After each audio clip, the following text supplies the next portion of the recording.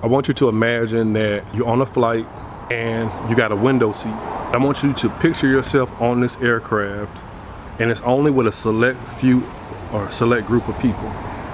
And as the plane begins to make its way on a tarmac and taxi itself on a runway, as it begins to take off, as it begins to gain altitude, observe your surroundings, and in your surroundings you're going to see a house, a building, a body of water, land, cars. You're going to see all this stuff because that's at the surface level. And I want you to imagine that those things are what I like to call limiting beliefs. Using analogies is what I like to use.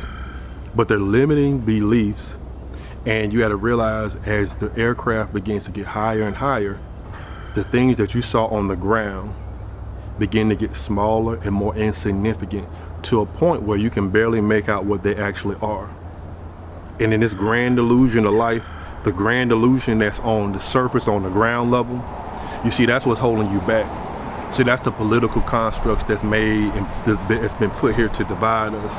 That's to make you and to keep you subdued, to make you be mediocre or to be average. You see, you have to get to a level above the clouds from a subconscious standpoint. And I like to call that your ether. If you look at ultra successful people in life, and I'll borrow a line from Biggie, the late great Biggie Smalls, the rapper. And I remember in one of his songs was called Victory, and he talked about Tyson, Jackson, Jordan, and from them, from a professional standpoint, those three individuals, they elevated their ether. They elevated their level of consciousness, and they operated in their ether. They were so elevated and so high that they reached the pinnacle of their profession.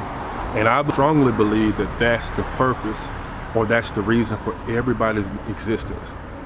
Now, you might not be a professional boxer, a pop singer, you might not even be a rapper, right?